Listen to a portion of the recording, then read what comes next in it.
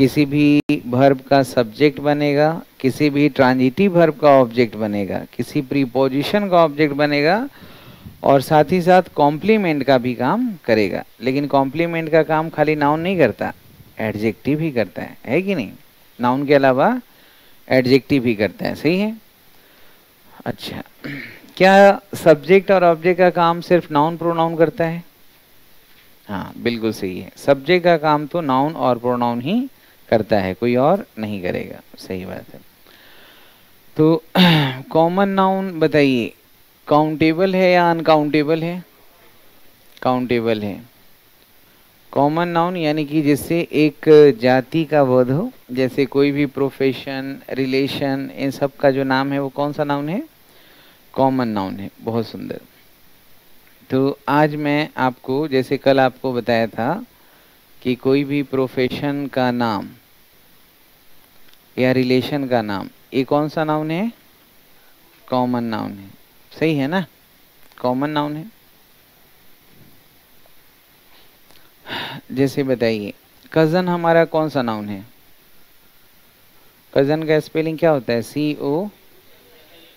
COSIN। ये कौन सा नाउन है?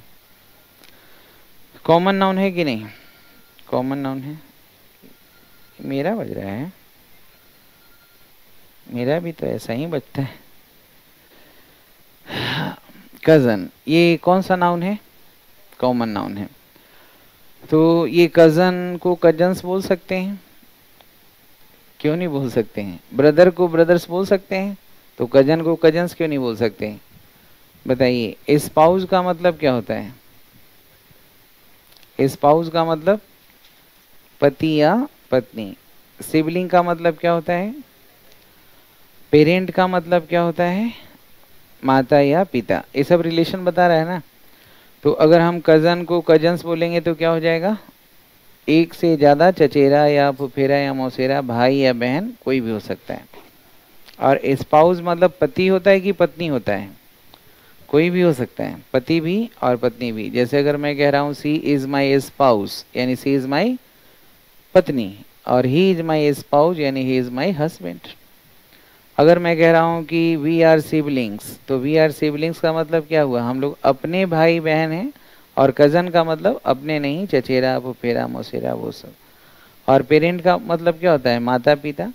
तो ज़रूरत के हिसाब से कज़न, कजन सब हम बना सकते हैं, सही है कि नहीं? ये सब हमारा कॉमन नाउन है। जैसे father, grandfather, mother, lover, husband, wife, समझ रहे हैं ना?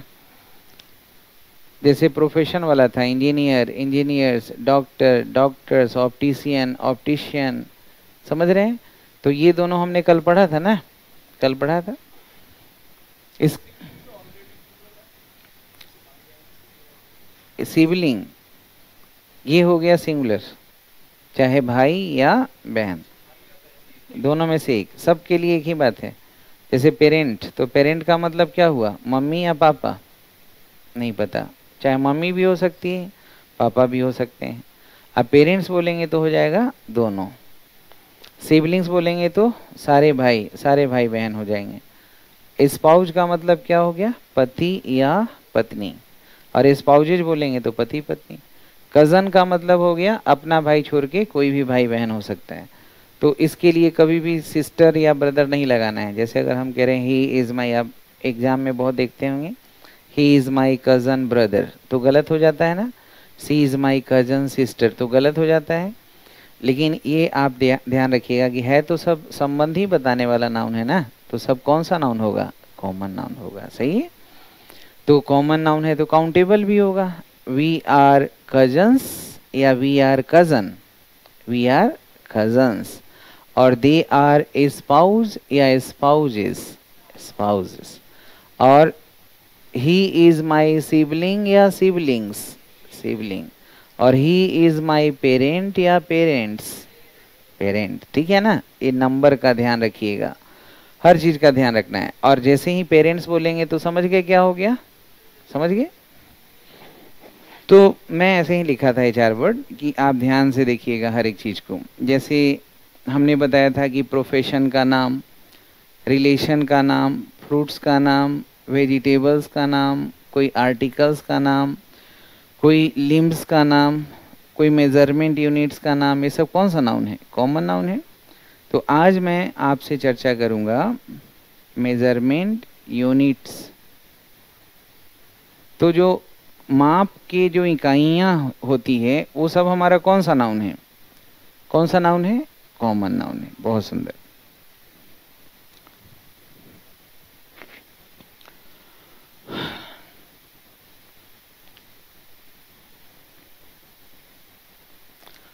जैसे अगर कोई वजन मापते हैं किसी चीज का, तो छोटा सा इकाई होता है ना मापने तौलने के लिए, ग्राम, और एक से ज़्यादा रहता है, मतलब किलो होता है या टन होता है। ये सब हमारा कौन सा नाउन है?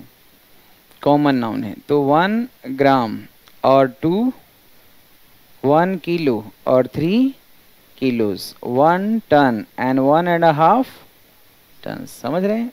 कॉमन नाउन है। जैसे अगर हम यहाँ कह रहे हैं फुट, तो ये माप का इकाई है, ये लंबाई मापता है, फुट। मीटर,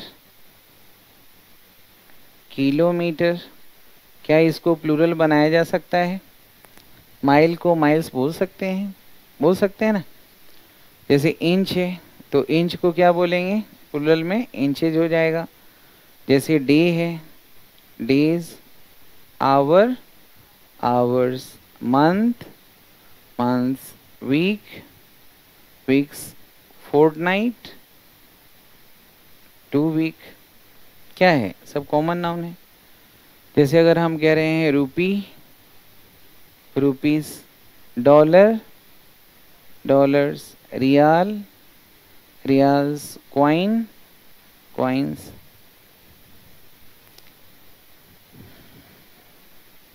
सब नाम है, माप का इकाई है।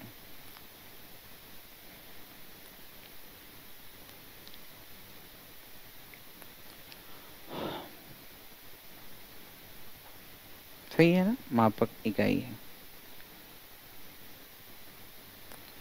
तो बताइए, ये सारे नाउन जो हैं, ये सारे जो वर्ड्स आपके सामने रखे हुए हैं, ये कॉमन नाउन है, मानते हैं ना? तो कॉमन नाउन है तो इसको काउंटेबल अगर है तो सिंगुलर प्लूरल जरूरत के हिसाब से बना सकते हैं। दूसरी बात है कि अगर ये नाउन है तो आपके मन में क्या तस्वीर आ रहा है? क्या ये वर्ब का सब्जेक्ट बनेगा? क्या ट्रांजिटिव वर्ब का ऑब्जेक्ट बनेगा? क्या प्रीपोजिशन का ऑब्जेक्ट बनेगा? तो नाउन से प्रोनाउन तक हम 1 महीना पढ़ते रहेंगे, यही सवाल पूछेंगे, बस यही चीज़ को जवाब देना है, कुछ नया नहीं। आपको बस क्या करना है कि इनका हम प्रैक्टिकल यूजेस समझेंगे। ठीक है? तो अब मैं इससे आपसे सवाल पूछ रहा हूँ, जरा बताइएगा। जैसे अगर मैं कह रहा हूँ 1 रुपी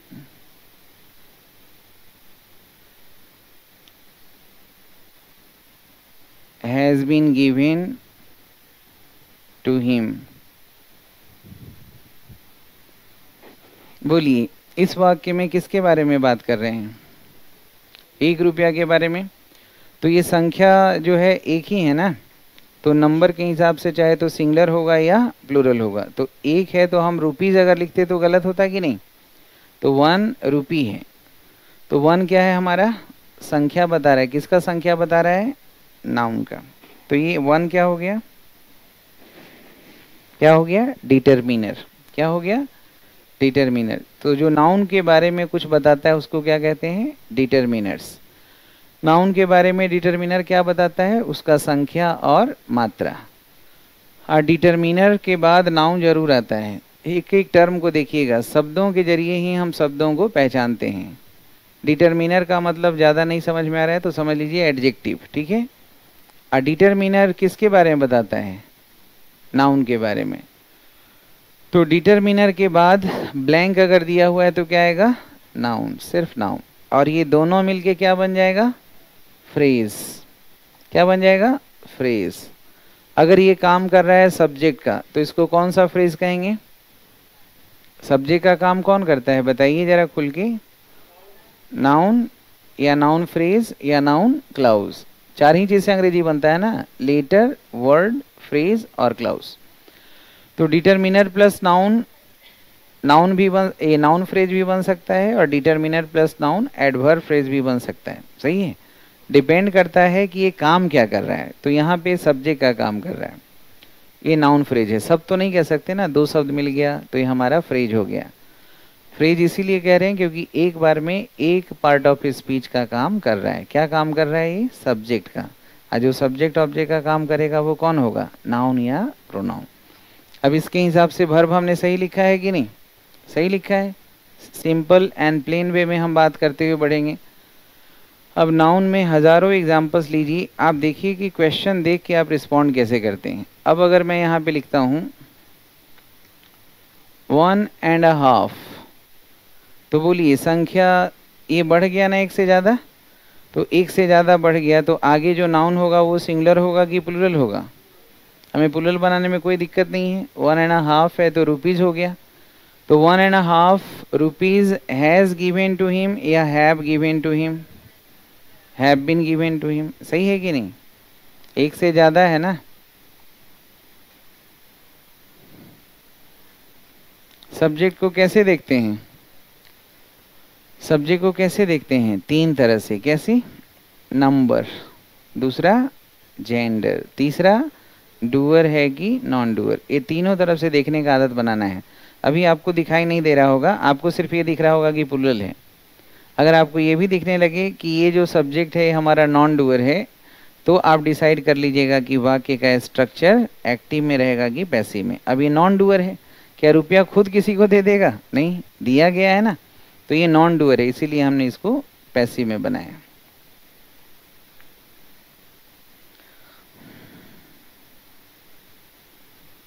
अब यहाँ पे मैं लिख रहा हूँ 5 रुपीज़। बोलिए 5 रुपीज़ इज लगाएं या आर लगाएं?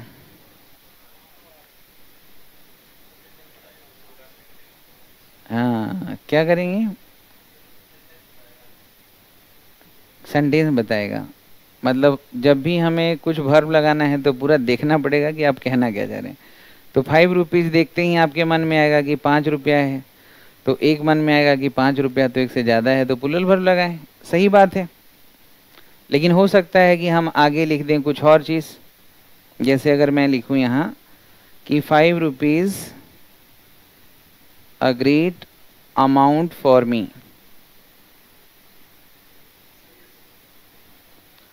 तो यहाँ पे 5 रुपीज़ है और हमने लिखा इज। ठीक है। अब यहीं पे वाक्य में लिख रहा हूँ 5 रुपीज़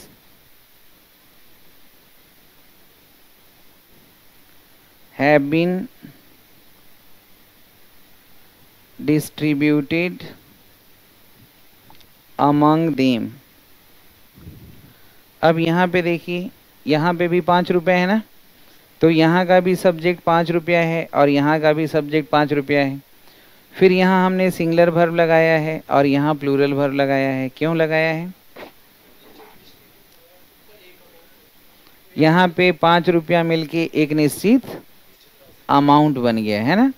तो कल जैसे आपने देखा था कि ब्रेड एंड बटर 2 आइटम हैं, तो अगर 2 आइटम की बात करेंगे तो प्लूरल तो लगेगा, लेकिन ब्रेड और बटर दोनों मिलके अगर एक निश्चित लंच फूड डिनर बन रहा था तो सिंगुलर लग रहा था ना। जैसे Mohan and brothers, singular verb लगेगा कि प्लूरल वर्ब? डिपेंड करता है कि आप कहना क्या चाहते हैं। मोहन एंड ब्रदर्स हो सकता है कि कोई कंपनी का नाम हो, कोई दुकान का नाम हो, या हो सकता है कि मोहन एंड ब्रदर्स अलग अलग व्यक्ति हो। सही है कि नहीं? बोलिए, क्या बोलिएगा? 10 मैंगोज इज या आर?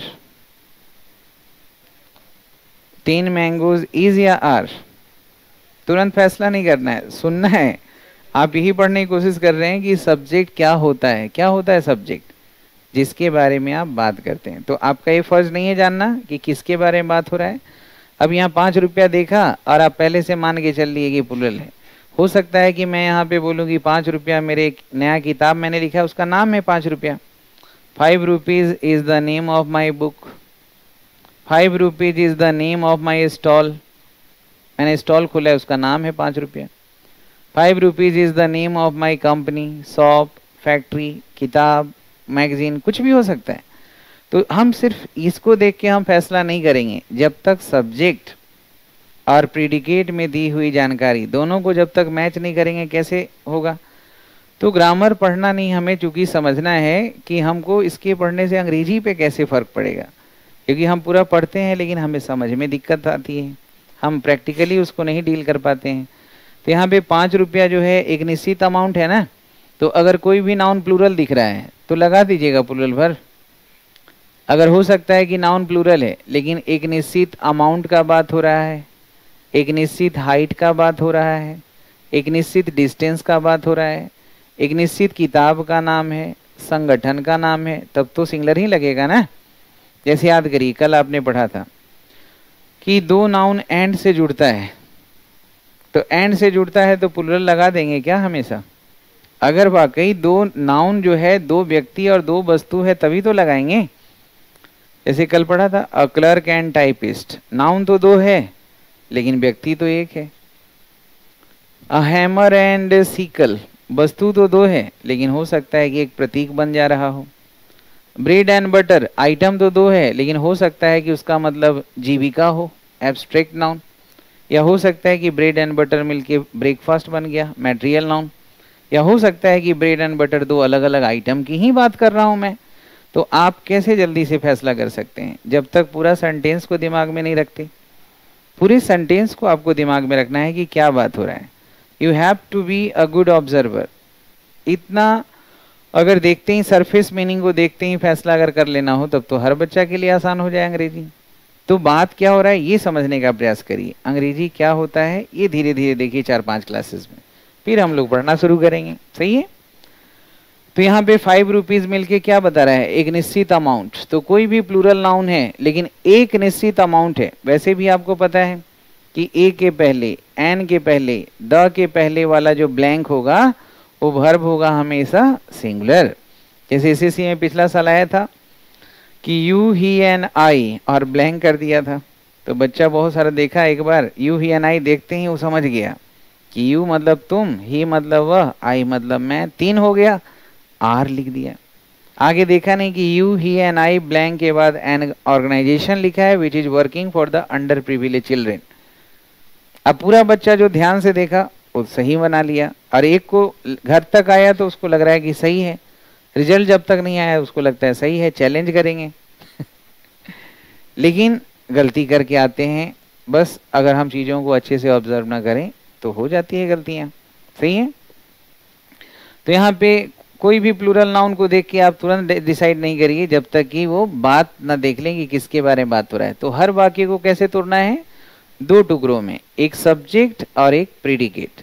आज जब पैसेज पढ़ रहे हैं, जैसे आप पूछ रहे थे कि पैसेज पढ़ेंगे तो कैसे पढ़ा जाए, बड़े बड़े पैसेज है भूल जाते हैं, तो उसको भी 2 टुकड़ों में तोड़ना है। एक तो सेंटेंस को तोड़ने की प्रक्रिया है वो बनाए रखना है, फिर पूरे पैसेज को मेन डिटेल और सपोर्टिंग डिटेल्स में तोड़ना है। चीजें समझ में आ जाएगी अच्छे से। तो अब यहाँ पे देखिए जरा इस बेसिस पे मैं बात कर रहा हूं, जरा 2-4 एग्जांपल्स देखिए। जैसे अगर मैं कहूं यहाँ पे 10 किलोमीटर या 10 kilometres, 10 kilometres has been covered या have been covered, have been covered on foot. कितना किलोमीटर चला गया पैदल? 10 किलोमीटर्स। तो यहाँ पे 10 किलोमीटर्स है, बिल्कुल हमने सही लगाया है, 10 किलोमीटर्स की बात हो रही है, लेकिन कितना किलोमीटर चला गया है? कितना किलोमीटर? 10 किलोमीटर। तो संख्या 1 से ज़्यादा हुआ ना, तो हमने यहाँ नाउन भी सही लगाया है प्लूरल फॉर्म में, और वर्ब भी हमने सब्जेक्ट के अनुसार सही लगाया है। लेकिन अगर मैं इस पूरे 10 किलोमीटर्स को एक अमाउंट के रूप में दिखाना चाहता हूँ कि 10 kilometres is a great distance, तो बोलिए हम ये पूरा बात ही कर रहे हैं ग्रेट डिस्टेंस का। कितना, कौन सा डिस्टेंस जो है बहुत बड़ा डिस्टेंस है? 10 किलोमीटर्स। तो 10 किलोमीटर्स एक ग्रेट डिस्टेंस है। तो आप ऐसे भी समझिए कि ए एंड द, यानी कि ये पूरा जो प्लूरल नाउन है एक निश्चित डिस्टेंस दिखा रहा है, एक निश्चित डिस्टेंस। तो फिर ए के पहले वाला वर्ब क्या होगा? सिंगुलर, भले ही यहाँ पे नाउन हो प्लूरल, कोई फर्क नहीं पड़ेगा। जैसे देखिए अगर मैं यहाँ पे लिख रहा हूँ 70 मीटर या metres, metres has been climbed या have been climbed, have been climbed. तो ये तो बात सही है कि अगर संख्या एक से ज़्यादा होगा तो वर्ब तो प्लूरल लगना ही है। 70 किलोमीटर्स या 70 मीटर्स हैव बीन क्लाइम। लेकिन अगर मैं कहूँ कि 70 मीटर एक बहुत बड़ा हाइट है तो क्या बोलिएगा? 70 मीटर, मीटर या metres? Metres. Is a great height या are a great height? Is a great height. समझ रहे हैं ना?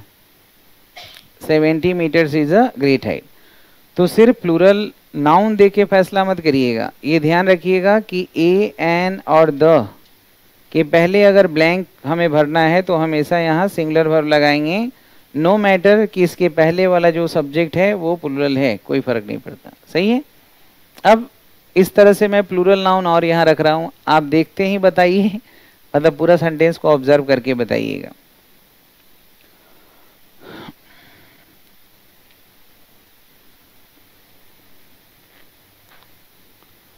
बोलिए तो।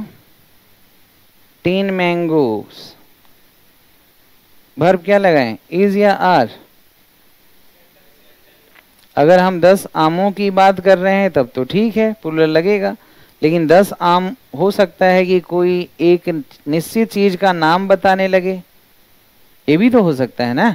अगर हम कह रहे हैं 10 mangoes is the name of my company, 10 mangoes is the name of my shop, 10 mangoes is the name of my factory। तो बताइए क्या यहाँ पे वर्ब यहाँ पे सिंगुलर गलत है क्या? यहाँ 10 मैंगोज है, लेकिन क्या बात यहाँ 10 आमों की हो रही है कि 10 आमों की बात नहीं हो रही है? 10 मैंगोज नाम है किसी चीज का, नाम है ना। तो फिर यहाँ वर्ब जो लगा है बोलिए सही है या गलत है? लेकिन अगर अगले वाक्य में मैं बात करूं कि 10 आम की ज़रूरत है मुझे, तो 10 मैंगोज इज रिक्वायर्ड या आर रिक्वायर्ड? तो यहाँ तो वाकई हम 10 आमों की बात कर रहे हैं या नहीं कर रहे हैं? कर रहे हैं ना। तो देखना है कि बात किसकी हो रही है, क्या हम बात करने जा रहे हैं, ये हमारे लिए इंपॉर्टेंट है।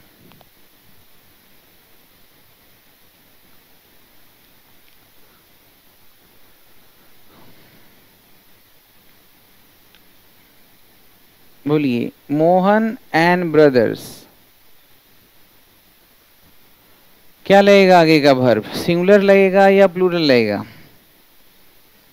अभी डिसाइड मत करिए। एक खास थीम पे आज हम डिस्कस कर रहे हैं जिसमें हम यूनिट ऑफ मेजरमेंट के बारे में बात करेंगे, लेकिन धीरे धीरे चीज़ों को समझिए, नहीं तो अचानक फिर समझने में दिक्कत होगा। तो Mohan and brothers are working together या is working together? Are working together, यानी मोहन और उसके भाइयों की बात हो रही है। सही है? लेकिन अगर मैं कहूं कि मोहन एंड ब्रदर्स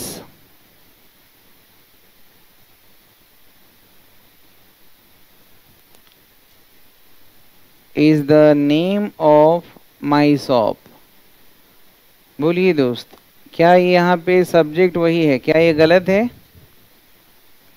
गलत है क्या? नहीं ना। तो आप सब्जेक्ट को देख के धोखा नहीं खाना है जब तक ये आप समझने की कोशिश ना करें कि बात किसके बारे में हो रही है। Good.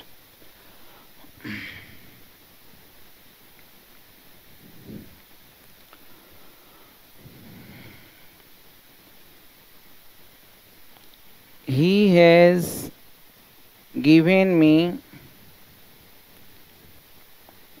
a 5 rupee note।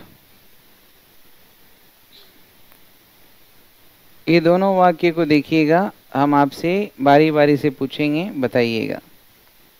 He has given me 3 5 rupee notes। अब इसमें आप बताइए कि हमने यहाँ पे रुपी तो हमारा नाउन है ना, कॉमन नाउन है। यहाँ हमने 5 रुपी कहा है, यहाँ भी 5 रुपी कहा है। तो 5 है तो एक से ज़्यादा है, रुपीज़ होना चाहिए था, रुपी क्यों किया बताइए? हाँ अच्छा, यहाँ पे तो एक है, मैं मानता हूँ, क्योंकि यहाँ ए लिखा हुआ है तो यहाँ नोट एक है। तो ए है तो हमने नोट 1 लिखा है, यहाँ पे 3 है तो हमने नोट्स लिखा है, लेकिन यहाँ 5 रुपये ही क्यों किया? 5 रुपए होने चाहिए थे।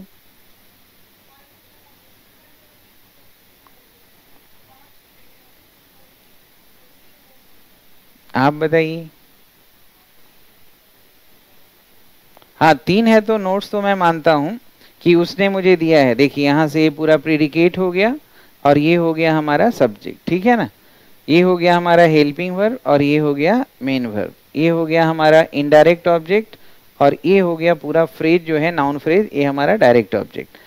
तो वह मुझे दिया है, किसको दिया है? मुझे दिया है। किसको से जवाब मिला? तो इनडायरेक्ट। क्या दिया है? नोट। कितना रुपये का? 5 रुपए का। और कितना नोट दिया है? 1 नोट। तो ए के लिए हमने नोट लगाया, लेकिन नोट जो है ये तो हमारा नाउन है ना। तो जब भी दो नाउन अगर एक साथ आएगा तो पहला वाला नाउन हो जाएगा क्लासिफाइंग एडजेक्टिव। क्या हो जाएगा? एडजेक्टिव। और एडजेक्टिव कभी प्लूरल नहीं बनता। एडजेक्टिव का क्या होता है? डिग्री। जैसे बोलते हैं ठंडा है तो कोल्ड, कोल्डर, कोल्डेस्ट। तो क्या है? संख्या बढ़ रहा है कि डिग्री बढ़ रहा है? डिग्री, मात्रा।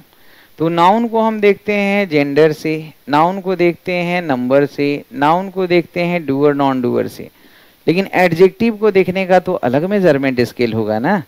जैसे तौलने के लिए किलो होगा, क्या मापने के लिए कपड़ा वगैरह के लिए लीटर होगा, किलो होगा कि मीटर होगा, और तेल के लिए लीटर होगा। तो 8 शब्द हैं अंग्रेजी में और 8 फ्रेज हैं और 8 का देखने का अपना तरीका है। तो अगर हम एडजेक्टिव की बात करें तो वो डिग्री से देखते हैं, तभी बोलते हैं ना पॉजिटिव, कॉम्पेरेटिव, सुपरलेटिव, 3 डिग्री। जैसे अगर हम बोल रहे हैं एंशिएंट है और एंटीक है तो दोनों तो डिग्री एडजेक्टिव है, तो नंबर से देखिएगा तो कुछ दिखाई ही नहीं देगा आपको, डिग्री से देखना होगा। अगर हम कह रहे हैं बहुत सुंदर है, ब्यूटीफुल है और गॉर्जियस, तो ब्यूटीफुल और गॉर्जियस दोनों मतलब सुंदर होता है। गुड और एक्सेलेंट का मतलब भी दोनों मतलब अच्छा होता है। बैड और अबिस्मल मतलब भी बुरा होता है। स्मॉल मतलब भी छोटा और टाइनी मतलब भी छोटा। समझ रहे हैं? टायर्ड मतलब थका हुआ और एग्जॉस्टेड मतलब भी थका हुआ, दोनों वर्ड एडजेक्टिव है। तो आपको उस चश्मा से नहीं देखिएगा तो आपको दिखाई नहीं देगा कि केयरफुल और अटेंटिव में क्या अंतर है। तो हर चीज का देखने का तरीका है। जैसे सब्जेक्ट का देखने का क्या तरीका है? नंबर, जेंडर, आसानी से दिखता है ना, ये सब बच्चों को दिख जाता है। जो टॉपिक हम पढ़ रहे हैं नाउन वो दिखता है। लेकिन जैसे ही हम एडजेक्टिव में जाते हैं, प्रीपोजिशन जाते हैं, वर्ब जाते हैं, तो हमें उस हिसाब से अपने आप को तैयार करना पड़ता है। सही है ना? तो मेन जो जजमेंट होता है वो अच्छे पढ़ाई का, अंग्रेजी का, वो होता है नाउन प्रोनाउन के आगे वाले टॉपिक में, क्योंकि ये टॉपिक ऐसा होता है जो बचपन से बच्चा जानता है। नंबर आसानी से दिखता है, विजिबल है ये। ऐसे नहीं पता चलेगा प्रीपोजिशन की इन द क्लास बोलें कि एट द क्लास बोलें, इन द क्लास कब बोलें, एट द क्लास कब बोलें, इन जेल कब बोलें, एट जेल कब बोलें। वो हमें समझने की जरूरत है बहुत अच्छे से, उसको समझने के बाद ही विजुअल होगा। सही है? वही एडजेक्टिव है। तो यहाँ पे नोट हो गया और ये भी रूपी हो गया, तो दोनों तो नाउन है ना। तो दो नाउन कभी भी अगर एक साथ आएगा तो पहला वाला नाउन क्या हो जाएगा? एडजेक्टिव। और एडजेक्टिव को कभी प्लूरल बना ही नहीं सकते। तो यहाँ 5 है तो रूपी तो होना चाहिए तरीके से, लेकिन क्यों नहीं हुआ? क्योंकि ये एडजेक्टिव है। ये वैल्यू बता रहा है। नोट, कैसा नोट? 5 रुपये का। तो ये दोनों मिलके क्या बन गया? एडजेक्टिव। कैसा नोट? 5 रुपए का कि 20 रुपए का कि 50 रुपए का, ये हमारा एडजेक्टिव है। जैसे देखिए पुलिस भी नाउन है और स्टेशन भी नाउन है। तो कभी आपने देखा है पुलिसेज स्टेशन? नहीं ना। क्यों? क्योंकि पुलिस हो गया हमारा एडजेक्टिव।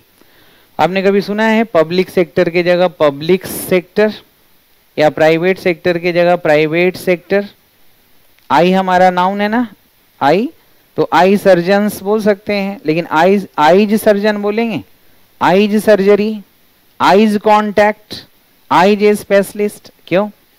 क्यों? सिंपल सी बात है कि दो नाउन कभी भी आएगा तो पहला वाला हो जाएगा एडजेक्टिव। और एडजेक्टिव को हम देखते हैं डिग्री से। जैसे आपका कॉम्प्लीमेंट का काम कौन करता है? नाउन भी और एडजेक्टिव भी। तो नाउन होगा तो देखना है नंबर से, एडजेक्टिव को थोड़े नंबर से देखेंगे। अगर मैं कह रहा हूं कि दे आर माई फ्रेंड या friends, they are my friends noun है। लेकिन दे आर ब्रेव या ब्रेव्स, दे आर ब्रेव ही होगा, दोनों कॉम्प्लीमेंट है। लेकिन नाउन है तो हम देख रहे हैं इसको नंबर से। ब्रेव को थोड़ी ना ब्रेव्स बोल दीजिएगा, वो तो ब्रेव, ब्रेवर, ब्रेवेस्ट, वो तो डिग्री होगा, क्वालिटी का फर्क है। आप भी ईमानदार हैं, ये भी ईमानदार है, तो क्या बोलेंगे आप 17 ईमानदार हैं और ये 13 ईमानदार हैं। नंबर से बोलिएगा कि कम और ज़्यादा बोलिएगा। कोल्ड है तो कोल्ड होगा तो कोल्डर, कोल्डेस्ट। आज 44 डिग्री है गर्मी, कल 48 डिग्री था, परसों 50 डिग्री था, तो डिग्री से देख रहे हैं ना जी, हॉट, हॉटर, हॉटेस्ट, डिग्री यानी कम ज़्यादा करके उसको मापते हैं। हर चीज़ का देखने का है। तो जब हम बिना बात किए हुए अगर पढ़ते हैं ना तो हमको समझ में नहीं आता कि पढ़े क्या थे। आप पढ़े हैं तो उसका ज़िंदगी में कभी कोई यूज़ भी कर पाएंगे कि नहीं, तो इसलिए सोचना है आपको, आपको ज़्यादा से ज़्यादा चीज़ों को बात करना है। तो ये बात समझ में आ गया कि कोई भी दो नाउन एक साथ आएगा तो क्या हो जाएगा, एडजेक्टिव। तो अब जरा मैं यहाँ पे पूछ रहा हूँ,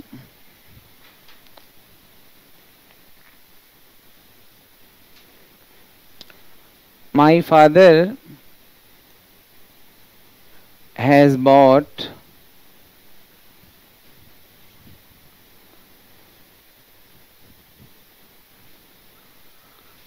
अ 3 स्टार होटल। बोलिए ए, इसमें देखिए तो कहीं गलती है, 3 स्टार होगा कि 3 स्टार्स। तो और कितना होटल खरीदे, एक होटल। और कैसा होटल था, तो 3 स्टार क्या है, उस होटल की विशेषता, एडजेक्टिव हो गया। और अगर मैं यहाँ पे ए की जगह 2 या 3 करता कि 2 होटल खरीदे हैं, तो 2 होटल होगा कि होटल्स होगा, 3 होटल या होटल्स, होटल्स हो जाएगा।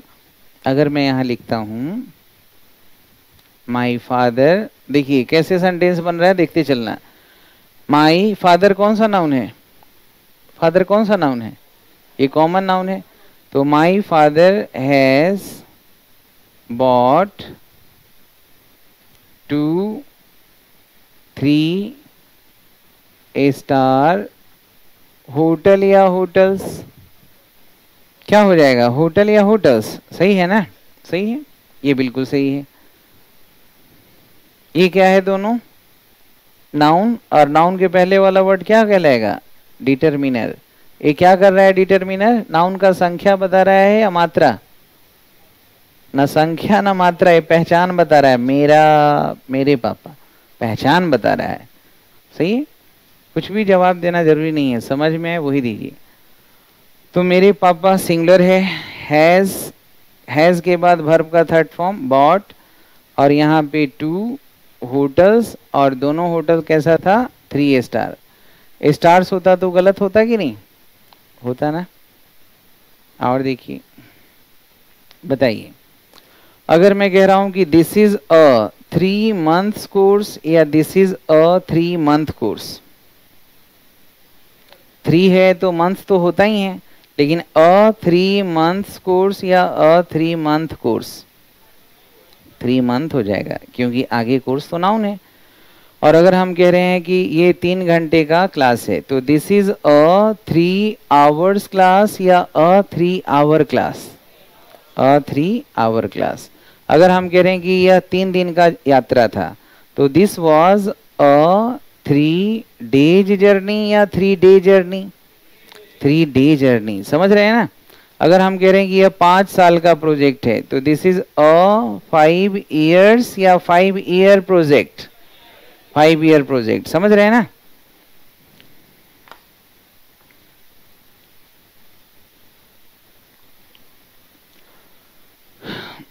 I have completed a 5 years project. बोलिए सही है या गलत है, आई कंप्लीटेड अ 5 years या 5 ईयर, ईयर होगा ना, बिल्कुल सही है। नाउन के पहले कोई प्लूरल नहीं दिखना चाहिए, याद रखिएगा। 5 ईयर प्रोजेक्ट, क्या प्रोजेक्ट्स लिख सकते हैं यहाँ, नहीं, अ प्रोजेक्ट जो 5 साल का है, सही है। दिस वॉज अ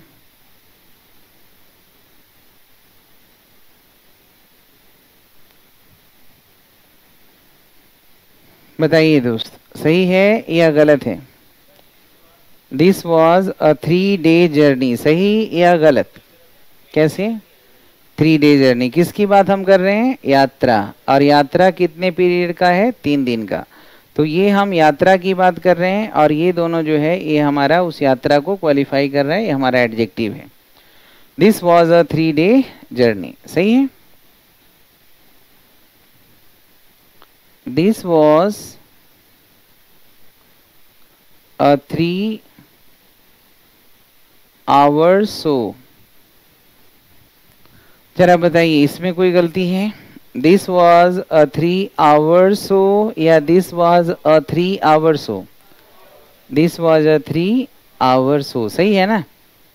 आप अपना दिमाग लगाइएगा, कभी मैं गलती भी लिख दूं तो आप सही कर दीजिएगा। किसकी बात हो रही है? शो का, जो 3 घंटे का है, सही है।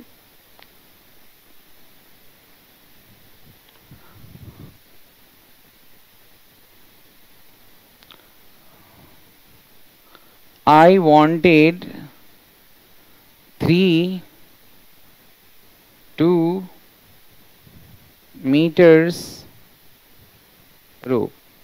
अब मैं चाहता हूं कि इसमें आप सुधार करिए, इस वाक्य को अच्छे से देखिए, एक बार में ही सही करना है। I wanted 3 2 meters rope, इसमें क्या गलती है? मुझे चाहिए था, क्या चाहिए था? रोप चाहिए था ना। संख्या देखिए कितना चाहिए था? 3। तो 3 एक से ज्यादा होता है, रोप होगा कि रोप्स होगा? रोप्स होगा। और ये रोप्स नाउन हो गया। 3 है तो ये तो डिटर्मिनर है, 3 जिसके लिए आएगा वो तो नाउन ही होगा। 3 ब्रदर्स 3 सिस्टर 3 रोप्स 3 टॉय जो भी है। अब ये नाउन के पहले वाला तो हमेशा एडजेक्टिव ही होगा ना। तो यहाँ पे 2 मीटर्स होगा कि 2 मीटर? मतलब मैं क्या कहना चाहता हूँ कि मुझे 2 रोप चाहिए था और दोनों रोप 3 3 मीटर का, सही है कि नहीं? समझ रहे हैं? चलिए, यू हैव गिवन मी अ 50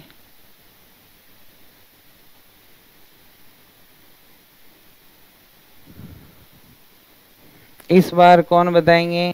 आप बताइए बाबू, आप बताइए कि इस वाक्य में आपको लग रहा है कि कुछ गलती मैंने किया है। रूल लिखेंगे भूल जाएंगे, लेकिन वाक्य में जो देखने की जो आदत होगी ना वो आपको धीरे धीरे अच्छा करेगा। इसी को देखिए आप आराम से आज। तो you have given me a 50 rupees notes, आप बताइए रूपी होगा? क्यों रूपी होगा? ए आया है, फिर भी मतलब जहां हम ले जाना चाह रहे हैं वहां जा ही नहीं रहे हैं। मैंने बोला कि अगर 2 नाउन एक साथ आएगा तो पहला नाउन एडजेक्टिव हो जाएगा। When 2 nouns are used together, 2 noun जब एक साथ आए तो पहला वाला नाउन क्या बिहेव करेगा? The first noun behaves as an adjective. तो ए के वजह से थोड़े लग रहा है यहाँ रुपीज, यहाँ नोट्स नाउन था ना, तो नाउन के पहले आया है तो ये तो हमारा एडजेक्टिव होगा ना, ये वजह है। और ए के वजह से तो क्या दिया? पूछो जरा यहाँ पे, शब्दों में उलझो मत, पूछो तोड़ तोड़ के। आपने मुझे दिया, किसको दिया? मुझे। क्या दिया? नोट। कितना नोट? तो एक है तो नोट्स कैसे होगा? नोट होगा ना। और नोट कितने का? 50 रुपये का एक नोट दिया। समझ रहे हैं? तो अगला बार आपसे पूछ रहा हूं, पहले फिर से बताइए, 2 नाउन अगर एक साथ आएगा तो पहला वाला क्या हो जाएगा? एडजेक्टिव। और एडजेक्टिव को कभी प्लूरल बना ही नहीं सकते। अगर मैं कह रहा हूं यहां पे आई बॉट 3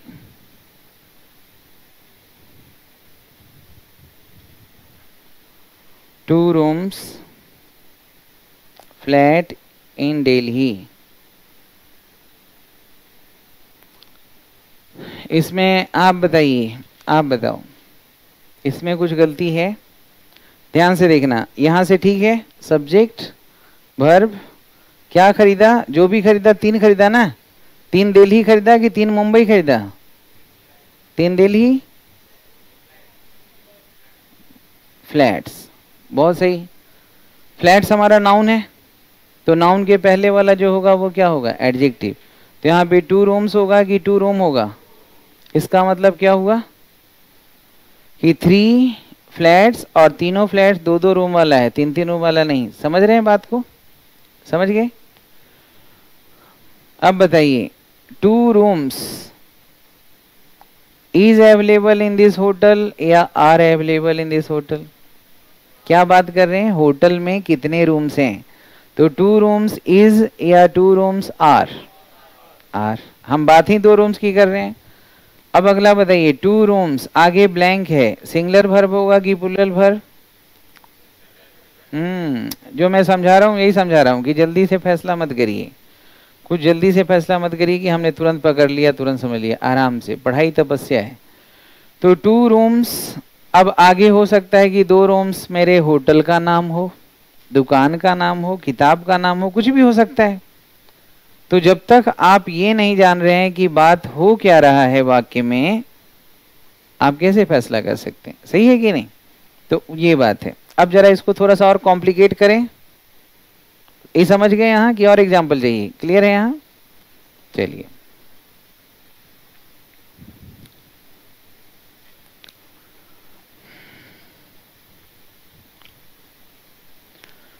अब अगर मैं कह रहा हूं he is 5 year old, he is 5 year old, इसमें बताना है, कौन बताएंगे, आप बता सकते हैं। ही इज 5 year old, बताइए। इसमें 5 है तो ईयर होगा कि ईयर्स होगा, क्यों।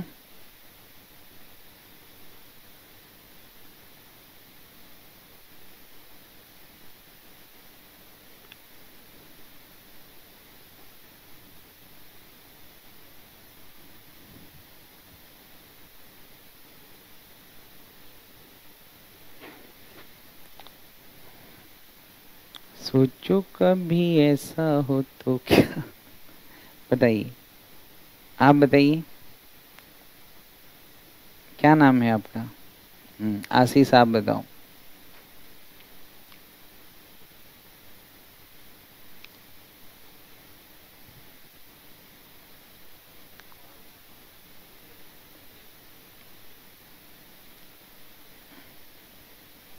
बताना है, बोलिए। ठीक है, दोनों ठीक है। नीचे वाला गलत है, कैसे नीचे वाला गलत है। यहाँ एस क्यों नहीं होगा, यहाँ एस मान लिया कि मैं हटा दे रहा हूँ, लेकिन क्यों,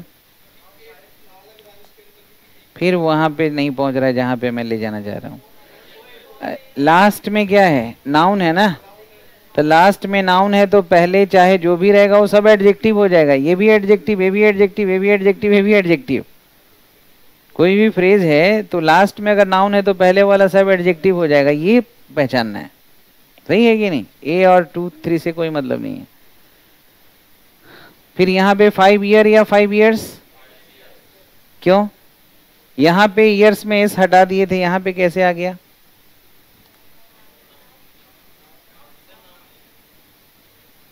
कौन नाउन है, ये नाउन है।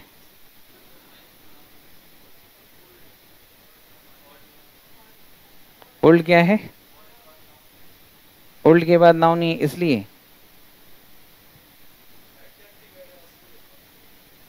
ये देखिए 5 है तो ईयर्स तो होगा ही, यहाँ नहीं हुआ था क्योंकि आगे नाउन था, यहाँ नाउन है नहीं। ओल्ड हमारा नाउन थोड़े है, ओल्ड तो एडजेक्टिव है। कैसा है, कैसा है से जो सवाल का जवाब हो या व्हाट काइंड ऑफ से जो सवाल का जवाब हो वो एडजेक्टिव होता है ना, और एडजेक्टिव का नंबर नहीं होता है। बॉय बॉयज होगा, ओल्ड ओल्ड्स होता है कि ओल्ड ओल्डर ओल्डेस्ट होता है, तो इसका डिग्री होता है, तो जिसका डिग्री है वो क्या है, हमारा एडजेक्टिव है।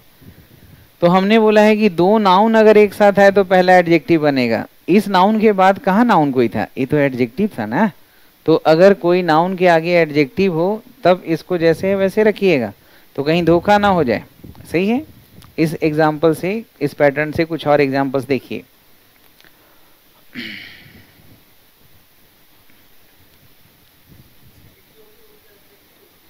एडजेक्टिव का डिग्री ही होता है, लेकिन एक बात और समझना है कि कुछ क्लासिफाइंग एडजेक्टिव होता है जो क्लास बताता है, तो उसका डिग्री नहीं होता है। जैसे अगर हम कह रहे हैं कि electric oven, gas oven, electric से चलने वाला चूल्हा, गैस ओवन, मिलिट्री टैंक, तो ये सब कौन सा एडजेक्टिव होता है? क्लासिफाइंग। तो क्लासिफाइंग एडजेक्टिव का डिग्री नहीं होता है। दूसरी बात, जो डिटर्मिनर है वो भी हमारा एडजेक्टिव ही है, लेकिन डिटर्मिनर जो होता है वो डिग्री नहीं होता है। और कुछ और भी एडजेक्टिव होता है जिसको हम कहते हैं एब्सोल्यूट एडजेक्टिव, उसका भी डिग्री नहीं होता है। लेकिन जनरली जो एडजेक्टिव होता है देखा डिग्री के नजरिए से ही जाता है। सही है। तो यहां पे देखिए, जैसे अगर मैं कह रहा हूं दिस इज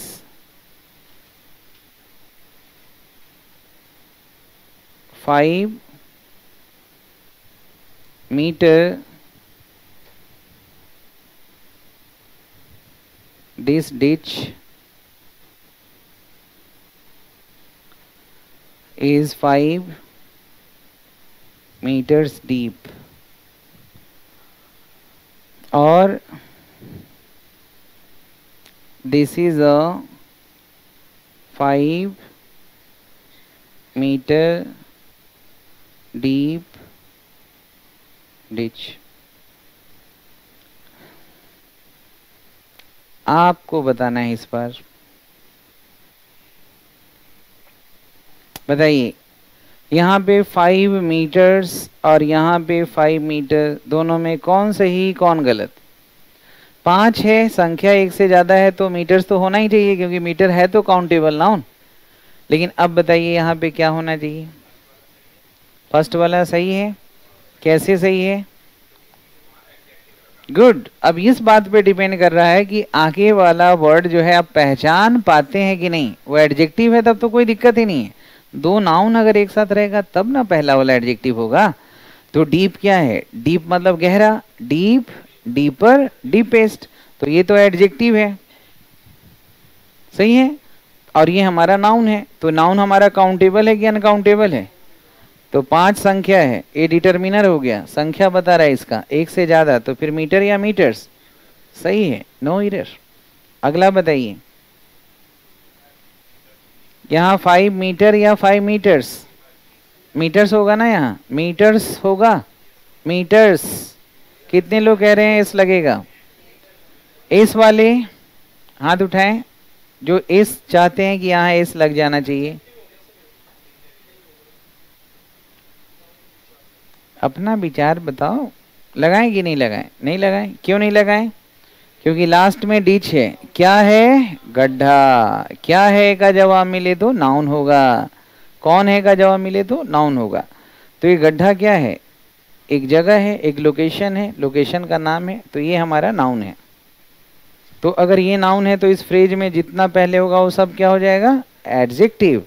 तो फिर यहाँ एस लगाना गलत हो जाता है। सही है। चलिए,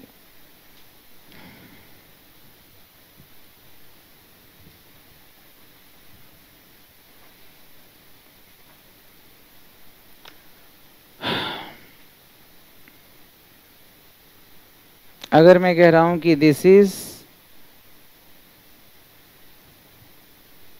a 50 foot high tree,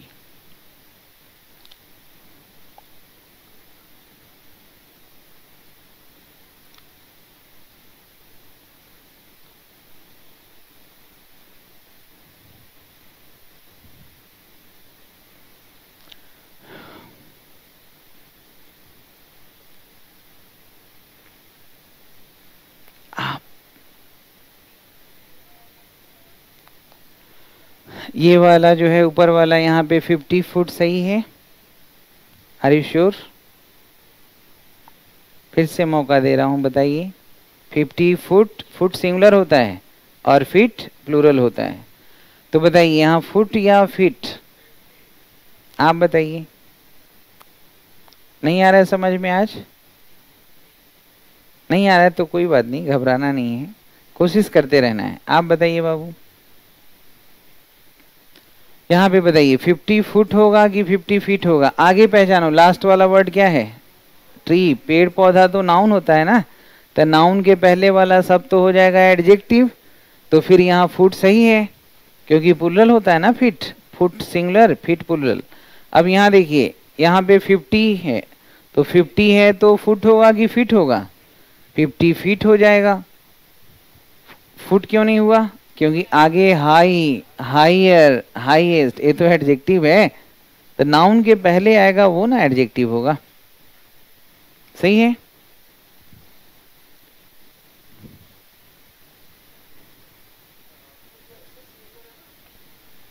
हाँ, फुट सिंगुलर, ये जैसे फुट बोल रहे हैं तो 12 इंच का फुट होता है। अरे फुट का मतलब पैर भी हो जाएगा, और प्लुरल बनाएंगे तो इसका इनफिक्स बदल जाता है, इनफिक्स फिट हो जाता है। ये मापक इकाई भी हो गया, और ये पैर के लिए भी हो जाएगा। जैसे टूथ, टिथ, मैन, मेन, गुज, गिज। चलिए अगला आपके लिए बताइए, अगर मैं यहाँ पे लिखता हूँ this rope is 10 meters long. This is a 10 meters long rope. अब बताइए इसमें क्या गलती है?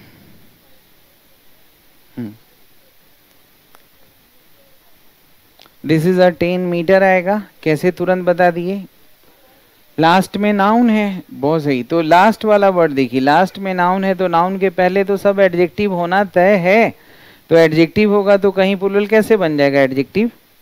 और यहाँ पे 10 है, तो 10 एक से ज्यादा है तो मीटर्स होगा ही, तब नहीं होता जब आगे नाउन होता। तो long, longer, longest, high, higher, highest, small, smaller, smallest, old, older, oldest, deep, deeper, deepest. तो कहीं एडजेक्टिव को देख के नाउन वाला भ्रम ना हो जाए, तो आपसे गलती हो जाएगा।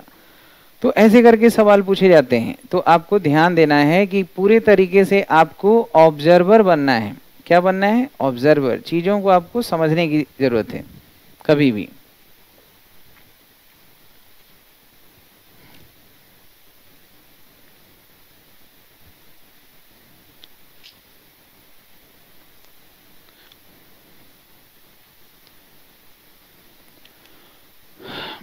तो क्या पढ़ा आज आपने? क्या पढ़ा? पहला चीज आपने पढ़ा कि कभी भी प्लूरल नाउन देख के हमें फैसला नहीं करना है कि प्लूरल ही वर्ब लगेगा, हमें देखना ये है कि किसकी बात हो रही है, पहले ये देखने का प्रयास करिए। दूसरा हमने कहा कि कभी भी दो नाउन अगर एक साथ आएगा तो पहला वाला नाउन क्या हो जाएगा? एडजेक्टिव। कल भी कुछ मिला जुला इसी तरह का था। हाँ, कल भी मिला जुला इसी तरह का था कि कभी भी अगर मान लिया कि दो नाउन एंड से जुड़ रहा है, तो दो एंड से जुड़ रहा है, तो एंड तो एक ऐसा कंजंक्शन है, इसका एक अलग ही यूएसपी है कि एंड क्या करता है कि एक और एक को जोड़ के दो बना देता है। तो संख्या बढ़ गया तो प्लुरल होना चाहिए, बिल्कुल ये तो सही प्रिंसिपल है। लेकिन हो सकता है कि दो नाउन को जोड़ रहा है लेकिन व्यक्ति एक ही रह जाए, वस्तु एक ही रह जाए, तो उस हालात में आपको सिर्फ नाउन देख के फैसला नहीं कर सकते कि प्लुरल नाउन हो गया। बात क्या हो रहा है ये बताना है। तो आप बताइए कि जब हर वाक्य आप पढ़ेंगे तो सबसे पहले आपके दिमाग में क्या बात आना चाहिए? किसके बारे में पढ़ रहे हैं, क्या बात हो रही है, किसके बारे में बात हो रही है और क्या बात हो रही है, ये अगर जानने की कोशिश करिएगा ना तो अंग्रेजी अपने आप ट्रैक पे आना शुरू हो जाएगा। सही है? फिर हम बहुत ही ज़्यादा लॉजिकली चीज़ों को सोचने लगेंगे, प्रैक्टिकली सोचने लगेंगे, जो पढ़ रहे हैं उसका क्या फ़ायदा है। सही है? अब जैसे मान लिया कि अंग्रेजी क्या है, एक वर्ड मैंने यहाँ लिख दिया लुक्स, ठीक है। अब अगर कोई आपसे पूछेगा कि ये वाला वर्ड क्या है, जैसे 10 मैंगोज है, तो 10 मैंगोज इज या आर, कुछ नहीं कह सकते, देखेंगे, सोचेंगे, समझेंगे ना। अब ये लुक्स है, तो लुक्स क्या है ये आप ऐसे नहीं बता सकते। यानी कोई भी शब्द क्या कर रहा है इसका पहचान आपको स्किल डेवलप करना है कि वाक्य में क्या कार्य कर रहा है उसको देखिए। जैसे मैंने बता दिया कि लुक्स का मतलब होता है कि जैसे आपका लुक्स बड़ा अच्छा है, तो लुक्स का मतलब आपका जो हाव भाव है, चेहरा है, हेयर स्टाइल है, ड्रेस सेंस है। लुक्स का मतलब पूरा अपीयरेंस कलेक्टिवली हम बात कर रहे हैं, सही है। जैसे अगर हम कह रहे हैं स्टडीज, तो स्टडीज अगर हम नाउन के रूप में बात कर रहे हैं, हम समझा रहे हैं कि आप कभी भी कोई शब्द और कोई भी आपका ग्रामर याद नहीं करने की जरूरत है, आपको सिर्फ समझने की जरूरत है। जैसे पहले हम लोग करते थे ना कि वो कैप्स हम रटवा रहे हैं और आप रट रहे हैं, ऐसा होता है, आज भी होता है ना, इंस्टीट्यूट में यही होता है। हम रूल लिखवाते हैं और आप लिखते हैं, 10 एग्जाम्पल देते हैं, यही होता है आज भी। लेकिन तो फिर वजह क्या है कि फिर भी 95% बच्चे, 90% बच्चे जो है खाली उनके पास सिर्फ क्या आता है, सिर्फ रूल्स आते हैं, वो कैप्स आता है, अंग्रेजी अच्छा तो होता ही नहीं है। तो कहीं ना कहीं तो सोचने की ज़रूरत है ना कि कैसे अच्छा करें, कैसे हमारा ये चीज़ बेहतर हो। तो इसके लिए बहुत ही व्यवहारिक होके हमें सोचना है कि जो हम पढ़ रहे हैं क्या ये कभी लिखने पढ़ने में यूज आएगा, क्या जो हम पढ़ रहे हैं इससे हम न्यूज़पेपर पढ़ेंगे तो सुविधा होगी, क्या हम पैसेज क्लोजेस बनाएंगे तो कुछ फ़ायदा होगा। तो पढ़ते समय अगर हमने कम ध्यान दिया, इन पे विचार नहीं किया, तो यकीनन आपको फ़ायदा बिल्कुल आंशिक रूप से ही मिलेगा, पूरा कंप्लीटली नहीं मिलेगा। तो ये पढ़ाई वो नहीं है जो आपने बचपन में पढ़ा था कि इसको रटना है, आपको चीज़ों को समझना है। एक एक चीज़ अपने आप वो समझ से चीज़ें लिंकअप होता चला जाएगा और आपको मैच्योरिटी बढ़ता जाएगा, परिपक्वता। और जितना जल्दी बढ़े, और ये बढ़ेगा तभी जब हम दिमाग लगाते रहें, सोचते रहें, हर छोटी से छोटी चीज़ पे सोचना है। ज़्यादा बड़ा से बड़ा चीज़ तो वो उनको सबको दिखाई देता है, आप छोटी से छोटी चीज़ों को देखेंगे ना, तब आप बड़े बनेंगे। कामयाबी का ऐसे करके धीरे धीरे रखा जाता है। अब ये हमने बोला कि लुक्स, ये हमारा प्लूरल नाउन है और ये प्लूरल कॉमन नाउन है, ठीक है ना। कौन सा नाउन है, प्लूरल कॉमन नाउन है। लुक्स का मतलब आपका पूरा अपीयरेंस हो गया। तो कोई बच्चा बोलेगा कि लुक का मतलब देखना भी तो होता है, भर भी है, और लुक का मतलब दिखना भी होता है, सही है ना। तो अगर मैं बोल रहा हूँ कि नाउन है ये और प्लूरल है, तो आपके मन में क्या विचार आ रहा है कि अगर नाउन है तो सब्जेक्ट बनेगा, तभी मानेंगे ना कि नाउन है। अगर नाउन है तो किसी भी ट्रांजिटिव वर्ब और प्रीपोजिशन का ऑब्जेक्ट बनेगा, तभी तो मानेंगे। अगर नाउन है तो फिर कॉम्प्लीमेंट बनेगा, सब्जेक्ट बनेगा, ऑब्जेक्ट बनेगा, कॉम्प्लीमेंट बनेगा। अगर काम ही नहीं कर रहा है तो कैसे नाउन मान लेंगे। अगर मैं कह रहा हूं कि योर लुक्स इम्प्रेसिव, बोलिए इज होगा कि आर होगा। चलिए मैं बता देता हूं, आर होगा क्योंकि प्लूरल कॉमन नाउन लिखा है। लेकिन अगर मैं अब आपसे पूछूं कि बताओ कि यहाँ लुक्स का ग्रामेटिकल क्लास क्या है, जैसे कोई वो कैप्स पढ़ रहे हैं, उसका ग्रामेटिकल क्लास नहीं समझ में आ रहा है, वो कैप्स पढ़ रहे हैं, उसका यूसेज समझ में नहीं आ रहा है, तो फिर करिएगा क्या एग्जाम में, खाली रटिएगा कि ये वाला वर्ड का ये हिंदी मीनिंग होता है, ये वर्ड का ये हिंदी मीनिंग, तो कोई भी रट लेता है। आपको तो जानना है उसका ग्रामेटिकल क्लास और एक्चुअल यूसेज। हम तो इतने कमज़ोर हैं कि हमें ये भी नहीं समझ में आता है कि एडवाइस और सजेशन लिख दे तो उसका अंतर बता सकें। आंसर और रिप्लाई हम हमेशा बड़ा बड़ा भारी भारी वर्ड खोजने की कोशिश करते हैं, वो उसको हम पढ़ाई समझते हैं, बिल्कुल गलत करते हैं। बिल्कुल बेसिक चीज़ों को आप ध्यान दीजिएगा ना, अपने आप उस रास्ते में सारी बड़ी बड़ी चीज़ें एकदम छोटी दिखाई देने लगेगी, सही है। हर एक शब्द का यूज जाने, तभी तो आपको कोई पढ़ा लिखा कहेगा, समझदार कहेगा। चीज़ों को डिफाइन नहीं कर पाते, कैसे होगा कि आप पढ़े लिखे हैं, एजुकेटेड हैं। डिफाइन करिए, फिर हर एक चीज़ को डिफाइन करिए। अगर ये गलत लगता है तो बताइए कैसे गलत है, सही लगता है तो बताइए कैसे सही है। लॉजिकली थॉट में तो क्लैरिटी होनी चाहिए ना। हाँ, 10 लड़का बोल रहा है कि हाँ ये होगा, तो आप भी बोल दिए हाँ हाँ, गलत है तो गलत है, आपको बताना नहीं सर, सारे लोग गलत बोल रहे हैं लेकिन आपको लग रहा है सही है, तो आप सही बोलिए अपने लॉजिक के आधार पे, सही। तो यहाँ पे ये लुक्स क्या काम कर रहा है, क्या इंप्रेसिव है, जरा पूछिए क्या इंप्रेसिव है। आपका लुक्स, आपका अपीयरेंस पूरा, तो ये सब्जेक्ट का काम कर रहा है, अतः यह नाउन है। प्रूव हो गया कि सब्जेक्ट का काम कर रहे हैं। हमने आपसे क्या बस कोई डिफिनीशन थोड़े लिखवाया है, हमने तो बोला है कि नाउन है, तो बोलिए क्या काम करेगा? सब्जेक्ट का। क्या काम करेगा? ऑब्जेक्ट का। किसका सब्जेक्ट? वर्ब का। किसका ऑब्जेक्ट? किसी भी ट्रांजिटिव वर्ब का और प्रीपोजिशन का। और कॉम्प्लीमेंट किसका? सब्जेक्ट का। और किसके बाद आता है कॉम्प्लीमेंट? लिंकिंग वर्ब के बाद में।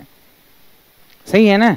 तो यहाँ पे सब्जेक्ट का काम कर रहा है, तभी तो हम नाउन कह रहे हैं। ये बात को समझिए। महीनों दिन तक नाउन प्रोनाउन में यही बातें होती है, बस समझने वाली बात है। जब समझ जाएंगे तो लगेगा अरे ये तो this is as simple as black and white. Black रख दो अलग, व्हाइट रख दो अलग, एकदम क्लियर। वैसा अंग्रेजी होता है। अगर मैं कह रहा हूं कि आई हेट योर लुक्स, अब यहां पे बताइए दोस्त, आई हेट योर लुक्स, यहां पे हेट क्या हो गया हमारा? वर्ब। कौन हेट करता है? मैं। किस चीज से हेट करता हूं? आपके लुक से। तो ये वर्ब का क्या हो गया? ऑब्जेक्ट। तो किसी भी ट्रांजिटिव वर्ब का ऑब्जेक्ट कौन होगा? नाउन। तो ये भी हमारा नाउन है ना। और अगर हम यहां पे कह रहे हैं कि I spend money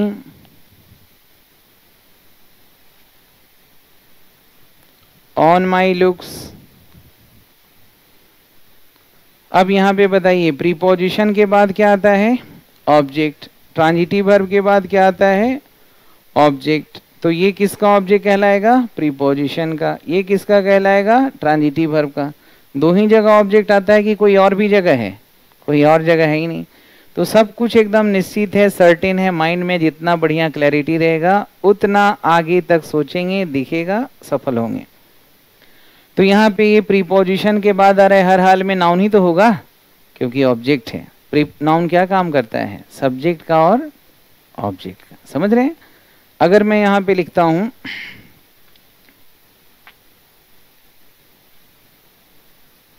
he looks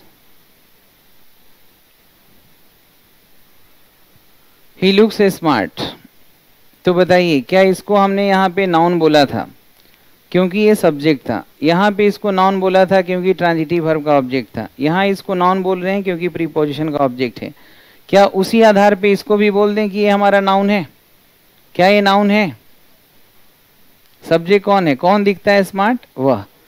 तो यहाँ ये हो गया सब्जेक्ट और ये हो गया वर्ब। यहां से शुरू हो रहा है, प्रीडिकेट हो गया। तो वह स्मार्ट देखता है कि दिखता है? दिखता है। तो ये हमारा वर्ब है। जब आगे पढ़ेंगे तो देखना पड़ेगा कि मेन वर्ब है तो मेन वर्ब भी तीन तरह का होता है, ट्रांजिटिव वर्ब, इंट्रांजिटिव वर्ब और लिंकिंग वर्ब। ट्रांजिटिव और इंट्रांजिटिव दोनों एक्शन वर्ब होता है। इसके बाद सिर्फ ऑब्जेक्ट आता है, इसके बाद कोई ऑब्जेक्ट नहीं, इसके बाद कॉम्प्लीमेंट। तो अब यहाँ पे लुक्स क्या है? ए हमारा लिंकिंग वर्ब है। वह दिखता है, वह कोई काम नहीं करता है। कैसा दिखता है? स्मार्ट। तो ये हमारा मेन वर्ब है। कॉम्प्लीमेंट होता है पूरक। जैसे ही लुक्स, वह दिखता है, और ये आगे हम कोई वर्ड पूरा नहीं कर पाए तो अधूरा हो जाएगा ना। वह दिखता है, कैसा दिखता है बोलो तो ही लुक्स स्मार्ट। तो ये किसका कॉम्प्लीमेंट है? सब्जेक्ट का। ये एडजेक्टिव है तो ये कॉम्प्लीमेंट हो गया। अब बताओ कॉम्प्लीमेंट किसका होता है? सब्जेक्ट का। हाँ, तो ये सुंदर दिखता है, एडजेक्टिव है। तो हमने लिखा है ना कि कॉम्प्लीमेंट नाउन होगा या एडजेक्टिव होगा?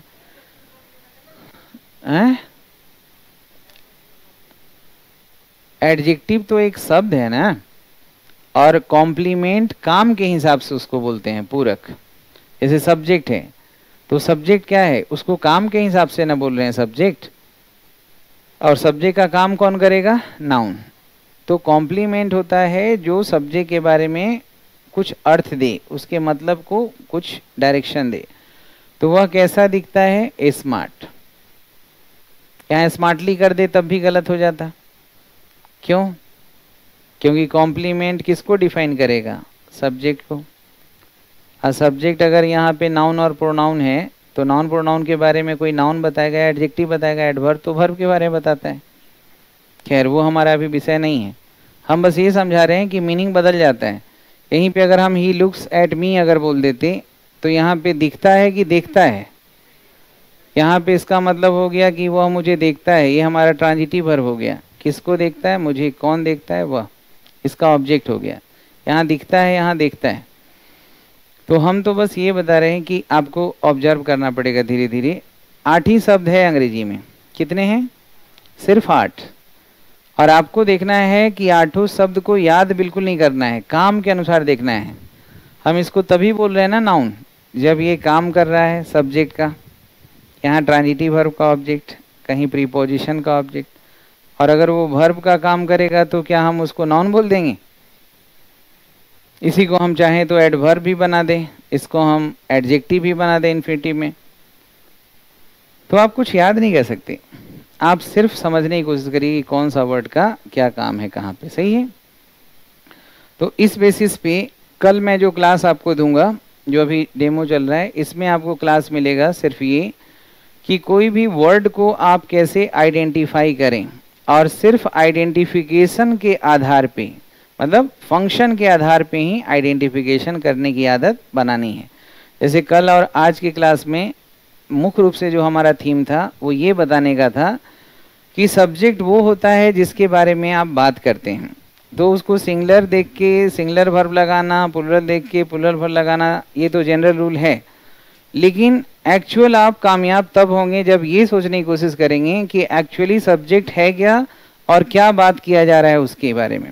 अगर ये जानने की कोशिश करेंगे तो आपका रीडिंग स्किल भी अच्छा होगा, और साथ ही साथ एरर, क्लोजनेस, इम्प्रूवमेंट में वर्ब को फील करने में आपको गलती से भी गलती नहीं होगी, सही है ना।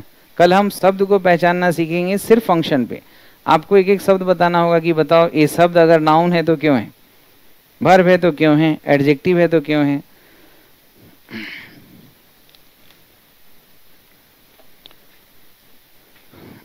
आप लोग पेपर भी लाए हैं क्या?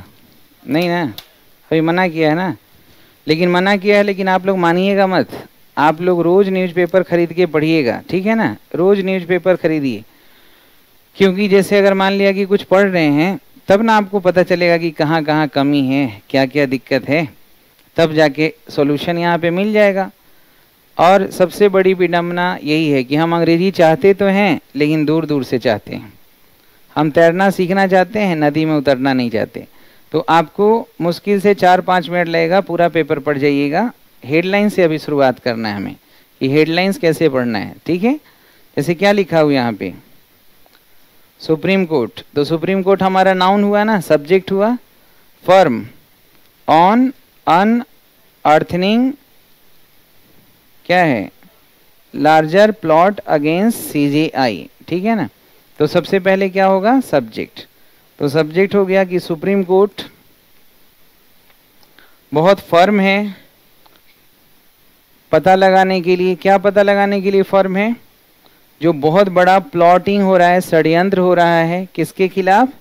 चीफ जस्टिस ऑफ इंडिया के खिलाफ। उसके बारे में सुप्रीम कोर्ट पता लगाना चाहता है। देखो यहाँ पे क्या लिखा हुआ है, रेडी टू प्रूफ प्रज्ञास कॉम्प्लेंट। प्रज्ञा का जो कंप्लेंट है, शिकायत है, उसके बारे में प्रूव करने के लिए हम लोग तैयार हैं, यानी कि उसका पता लगाएंगे। ये महाराष्ट्र में था ना, उन पे लगा था ना, कोई एनआईए ने लगाया था कुछ आरोप। तो प्रज्ञा ने आरोप लगाया कि हमको बहुत टॉर्चर किया गया 5-6 साल तक। तो क्या उनका जो आरोप लगाया है प्रशासन पे कि यूपीए गवर्नमेंट के निर्देश पे उनको टॉर्चर किया गया था, तो उसको प्रूव करना, जांच करने के लिए आदेश देने को तैयार हो गया है एनआईए के खिलाफ। अब यहाँ देखिए, रोहित तिवारी की पत्नी। अब यहाँ पे ये पूरा सब्जेक्ट हो गया। किसकी बात हो रही है? रोहित तिवारी की बात हो रही है कि रोहित तिवारी की पत्नी? तो रोहित तिवारी पत्नी की पत्नी चार्ज्ड, तो V3 लिखा हुआ है, तो ये बात पैसिव में है, यानी कि ये नॉन डूअर हो गया। तो हम सब्जेक्ट को नॉन डूअर से देखते हैं, जेंडर से, नंबर से, तो पूरी तरीके से स्कैन हो जाता है। अच्छा, जो हम पढ़ रहे हैं वो चीज़ रिलीवेंट है या नहीं है?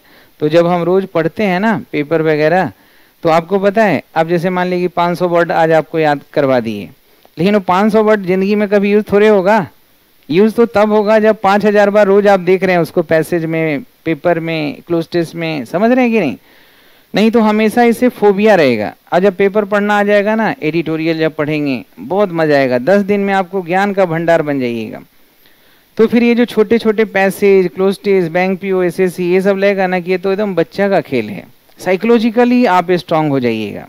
अभी क्या होता है, जरा जरा सा बड़ा सेंटेंस देखा डर रहे हैं, पैसे जैसे ही बड़ा देखा डर रहे हैं, वोकेबलरी जैसे ही नया देखा डर रहे हैं। अब इसमें नया नया वर्ड आ रहा है कि फ्रे है लिखा हुआ, तो भाई समझ गए कि फ्रे का मतलब क्या है।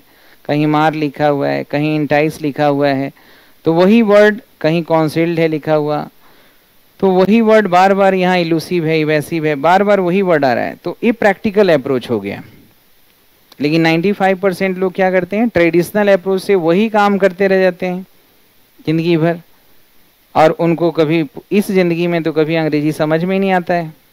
ये हकीकत है कि 5 साल 10 साल पढ़ने के बाद भी उसको एक फोबिया अंग्रेजी से बना हुआ है। तो एक फोबिया को दूर करना है तो कोर्स खत्म करने के बाद नहीं हम अंग्रेजी लिखना सीखेंगे, कोर्स खत्म करने के बाद पढ़ना नहीं सीखेंगे, अभी से शुरुआत करते हैं, ठीक है ना। तो ऐसे करके सब्जेक्ट कौन है, क्या बात हो रहा है, सब्जेक्ट कौन है, क्या बात हो रहा है, सब्जेक्ट कौन है, क्या बात हो रहा है, ये पता करो। Are you getting the point?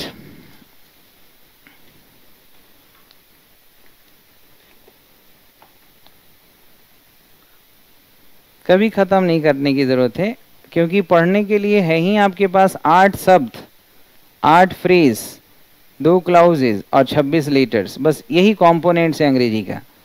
अब इसी को रूल में बनाएगा तो पूरा भारत का संविधान बना के बैठे रहो, अगला जन्म में आ जाएगा कुछ। अगला जन्म में चाहिए, किसी जन्म में चाहिए।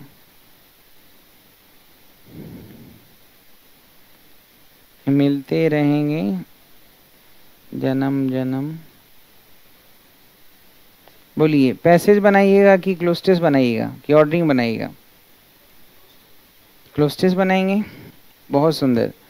तो क्लोस्टेस अगर आप बनाते हैं, प्रैक्टिस अगर क्लोस्टेस का कर रहे हैं, तो आपको पता चल जाएगा ना कि आपको क्या चाहिए, कैसा वर्ड चाहिए, किस तरह का ग्रामर चाहिए।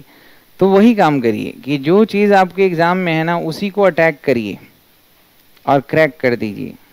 अटैक करना सीखिए क्वेश्चंस को। चलिए,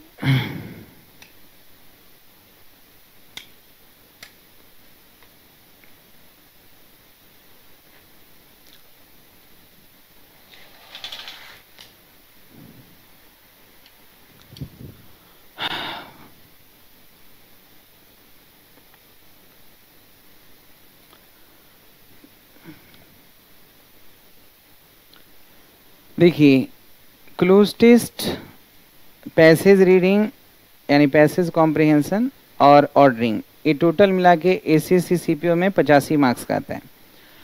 बैंक पीओ में क्लोज टेस्ट पहले बहुत पूछा जाता था, अभी भी इसका रोल है, कभी पूछता है कभी नहीं पूछता है, लेकिन रैपिड फिलर्स वगैरह में तो आता ही है। तो क्लोज टेस्ट बनाने का स्किल सीखना है आपको, तो इसके लिए 2 बातों को ध्यान रखना है। पहला कि जब हम रीडिंग स्किल कर रहे हैं तो हमें पहले जानना है कि विषय वस्तु क्या है, किसके बारे में बात हो रहा है। तो जब आप विषय वस्तु समझ जाएंगे ना तो आपका इंटरेस्ट बढ़ जाएगा, और जिस काम में इंटरेस्ट बढ़ता है ना तो काम आसान हो जाता है। अब विषय वस्तु नहीं पता है तो ज़रूरत कुछ है और आप वर्ड कुछ और लगाने लगेंगे, फिर आपका ग्रामर वोकैब सबका कोई यूज़ नहीं है। फिर दूसरा चीज़ है कि जब सब्जेक्ट विषय वस्तु जान गए, फिर ब्लैंक के पहले और बाद वाला वर्ड्स को हमेशा देखना है, पहले वाले को और बाद वाले को, क्योंकि शब्दों को देख के ही तो शब्द को चूज करिएगा ना। तो पहले विषय वस्तु को जानना है और फिर ब्लैंक के आगे पीछे दोनों, कभी आप आगे देखते हैं बाद वाला छोड़ देते हैं, कभी बाद वाला देखते हैं आगे छोड़ देते हैं, ये 2 नियम हमेशा रखना है। फिर आपका जो ग्रामर और वोकैब्स का सही यूज करेंगे, और फिर बनाते बनाते आपको पता चल जाएगा कि किस तरह की वोकेबलरी आपको पढ़नी चाहिए, क्या हिंदी मीनिंग जानना चाहिए या उसका यूज से जानना चाहिए। तो यहाँ पे देखिए, यहाँ पे लिखा हुआ है कि immediate and step should be taken. तो यहाँ पे टोन समझिए, शुड है मतलब कि राइटर आपको समझा रहा है, should be taken to check fast increasing environment pollution, यानी जो तेजी से इन्वायरमेंट पॉल्यूशन बढ़ रहा है उसको रोकने का उपाय किया जाना चाहिए, यही कह रहा है ना।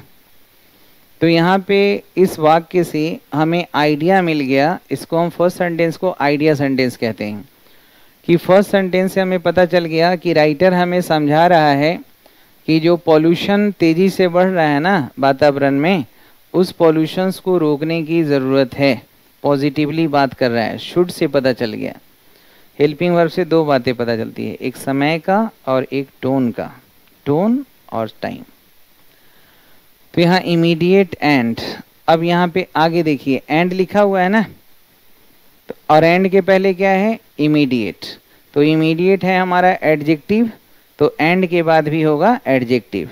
अगर इधर है वर्ब तो इधर भी वर्ब, इधर है नाउन तो इधर भी नाउन, क्योंकि एंड जो है कोऑर्डिनेटिंग कंजंक्शन है। कौन सा कंजंक्शन है, कोऑर्डिनेटिंग कंजंक्शन है। तो कोऑर्डिनेशन बनाना पड़ेगा ना ग्रामर के आधार पे।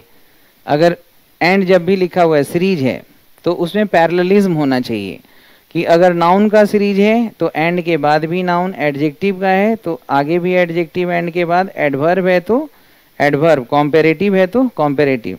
क्या हम बोलेंगे you are getting better, better and best, या बेटर, बेटर ही होगा। You are growing wiser and wise, या वाइजर या wisest, wiser. You are intelligent and bravely, या ब्रेव, ब्रेव। समझ रहे हैं, मोहन एंड रंस, या मोहन एंड सोहन। यानी एंड कोऑर्डिनेटिंग कंजंक्शन है। हर वर्ड का अपना यूएसपी है। जो एंड कर सकता है वो और नहीं करेगा, जो बिकॉज करेगा वो देयरफॉर नहीं कर सकता।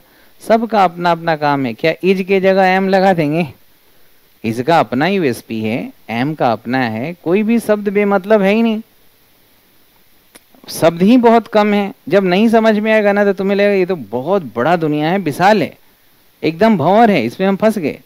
और जब कॉन्सेप्ट से चलेगा ना तो यार कुछ है ही नहीं, एकदम बुद्ध की तरह ज्ञान हो जाएगा, अचानक एकदम रोशनी आएगा आंख में, ये तो कुछ है ही नहीं, फालतू में हम तो परछाई के पीछे भाग रहे थे, तो कुछ भी नहीं, एकदम as simple as black and white. लेकिन तब जब इसकी अवधारणा को समझेंगे, इसके इसेंस को फील करेंगे, सही है ना। तो ये एंड से हमें ये पता चला, तो हमें ये पता तो चल ही रहा है कि यहाँ हम एडजेक्टिव लिखेंगे। और दूसरा बात भी पता चल रहा है कि इधर अगर ये पॉजिटिव बात है ना तो इधर भी पॉजिटिव, इधर नेगेटिव तो इधर भी नेगेटिव, इधर नाउन तो इधर भी नाउन। कौन सिग्नल दे रहा है, शब्द। तो इमीडिएट और लेना चाहिए, तो कैसा स्टेप लेना चाहिए, सकारात्मक स्टेप लेना चाहिए। तो यही हो जाएगा ना, कोई अच्छी चीज के लिए तो सलाह देंगे। तो positive step should be taken, किस लिए, रोकने के लिए। क्या रोकने के लिए, तो यहाँ पे शुड से जो शुरू है एक क्या कहलाएगा, प्रीडिकेट। क्या कहलाएगा, प्रीडिकेट। और यहाँ स्टेप्स क्या है, सब्जेक्ट। क्या हुआ फिर ये, नाउन। सब्जेक्ट कौन होगा, नाउन या प्रोनाउन। तो हर वाक्य को दो हिस्सों में तोड़िए पहले, ये आदत बनाइए, आदत ही आपका नेचर बन जाएगा धीरे धीरे। और जब हम टुकड़ों में करते हैं ना वाक्य को तो ये आसान हो जाता है, और जो पढ़ेंगे वो ग्रैब कर लेंगे, रिटेंशन रहेगा, आप आसानी से उसको एक्सप्रेस कर सकते हैं। यही है रीडिंग स्किल। जैसे कल पैसेज बनाया था तो उसमें भी मैंने बताया नहीं है कि 4 तरह के सवाल होते हैं, tone based question, fact based question, inferential question और थीम बेस्ड क्वेश्चन। किस तरह से सवाल को बनाना है, जवाब देना है बिना ऑप्शन देखे, प्रीफ्रेजिंग करना सीखना है। तो हर चीज का अपना स्किल है, एक अपना टेक्निक है। अब यहाँ पे देखिए, यह बात रियलाइज किया गया सेंट्रल गवर्नमेंट के द्वारा, बहुत पहले ही इस बात का एहसास हो गया था सेंट्रल गवर्नमेंट को। तो यहाँ पे बोलिए क्या हो जाएगा, दिस फैक्ट वॉज रियलाइज्ड या this need was realised. This लेना चाहिए, और ये जरूरत, इन जरूरत को पहले ही एहसास हो चुका था। इस जरूरत को, फैक्ट नहीं, इसकी जरूरत का एहसास पहले ही हो गया था। तो यहाँ पे फैक्ट नहीं, यहाँ पे लेना चाहिए, ये कोई स्टेटमेंट नहीं है। आपको पढ़ते समय 2 चीज़ों में अंतर भी आना चाहिए कि फैक्ट और ओपिनियन में अंतर है। ये फैक्ट नहीं है, ओपिनियन है। जैसे यू शुड गो देयर, आपको जाना चाहिए, ये फैक्ट नहीं है, ये मेरा ओपिनियन है। दिल्ली एक अच्छा शहर है, ये मेरा ओपिनियन है। और दिल्ली एक शहर है, ये फैक्ट है। राजीव गांधी एक प्रधानमंत्री थे, फैक्ट है। और राजीव गांधी अच्छे प्रधानमंत्री थे, बुरे प्रधानमंत्री थे, उन्हें ये करना चाहिए था, उन्हें ये नहीं करना चाहिए था, ये क्या है मेरा ओपिनियन। तो ये फैक्ट नहीं है। यहाँ पे मोडाल जब भी लिखा हुआ तो मोडाल के जरिए हम अपना ओपिनियन दिखाते हैं। क्या दिखाते हैं? ओपिनियन। तो यहाँ पे नीड हो जाएगा, दिस नीड वॉज रियलाइज्ड। तो ये लॉजिकली हम लोग सोच रहे हैं। वैसे बच्चा को कहेगा कि फैक्ट और नीड है, हम करें क्या, फिर बाद में पूछेगा कि अरे क्लूज टेस्ट के लिए कुछ रूल बताइए ना। ये ब्रेन है। जैसे आज हमने कितना छोटा सा बात किया, मीटर, किलोमीटर, किलो, टन, ये सब छोटी सी चीजें हैं, लेकिन हम उसको वाक्य में लिख के देख रहे हैं कि आप कैसे उसको रिस्पॉन्ड कर रहे हैं, आपके मन में क्या भाव आ रहा है। तो धीरे धीरे जब आप मजबूत नहीं होइएगा तो कैसे आप सफल हो जाइएगा। इसलिए कि आप दिल्ली में आए हैं, आपने पढ़ते समय बहुत 4-5 घंटा बाइक चला के आए हैं, इसलिए आप सफल हो जाएंगे? नहीं, आपको अंजाम तक ले जाना होगा। खुद को, दिमाग को मजबूत करना ही होगा। आज नहीं तो कल, नहीं तो परसों, कामयाबी के पहले आपको इस रास्ते से गुजरना ही है, मेहनत वाले रास्ते से। तो क्यों हम बाद में मुसीबत में सीखने की ज़रूरत पड़े। हम आज खुशी खुशी सीख लें। खुशी खुशी जब मैं बोल रहा हूँ तो न्यूज़पेपर लाओ, रोज़ प्रैक्टिस करो, वही चीज़ करो। सफलता अगर यहाँ है तो यहाँ पे क्यों मेहनत कर रहे हो? वहीं करो ना, डायरेक्ट अटैक करो, क्वेश्चन को अटैक करो, चीज़ें बेहतर होगी। जिनको लगता है 5 साल लगने दो, तुम्हें क्या, तुमको 5 वर्षीय योजनाएं पढ़ना है, तुम 3-4 महीना में टॉप कर जाओ। तुम टू द पॉइंट काम करो ना, रिलीवेंसी के साथ काम करिए, ठीक है कि नहीं। तो यहाँ पे देखिए, अब यहाँ पे द फर्स्ट स्टेप, ये हो गया हमारा सब्जेक्ट। Direction was taken. 1985 में पहला स्टेप लिया गया जब निर्णय हुआ कि गंगा को साफ करना है। तो अब यहाँ पे फर्स्ट स्टेप और यहाँ पे आपको प्रीपोजिशन लगाना है। तो आगे क्या लिखा हुआ है? डायरेक्शन। तो डायरेक्शन बताने के लिए कौन सा प्रीपोजिशन होता है? टूवर्ड्स। टूवर्ड्स डायरेक्शन बताता है, जंगल की ओर, टूवर्ड्स फॉरेस्ट, टूवर्ड्स होम। तो यहाँ पे वर्ड लिखा हुआ था, तो सिग्नल कहाँ मिलेगा, क्लू कहाँ मिलेगा? शब्दों में ही तो खोजना है। तो यहाँ पे टूवर्ड्स हो जाएगा, सही है ना।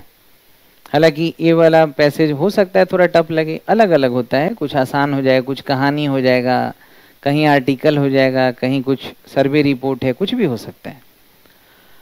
अब यहाँ देखिए, अकॉर्डिंग टू अ किसके अनुसार होता है? अकॉर्डिंग टू, हाँ फोर्थ है, द सेंट्रल गंगा अथॉरिटी। अब ये सेंट्रल गंगा अथॉरिटी क्या है? सब्जेक्ट है, और ये जो सब्जेक्ट है ये हमारा सिंगुलर है और जेंडर न्यूटर है, और ये नॉन डूअर है, क्योंकि नॉन डूअर है तो पैसिव में बनेगा। सेंट्रल गंगा अथॉरिटी सेटअप किया गया, पैसिव में हो जाएगा। अथॉरिटी को क्या करेंगे? सेटअप करेंगे कि बिल्ड करेंगे? मकान को क्या करेंगे? बिल्ड करेंगे। और कोई अथॉरिटी, एजेंसी, कमीशन है, उसको क्या करेंगे? सेटअप करेंगे। कोई संस्था है, इस्टेब्लिश करेंगे, सही है ना।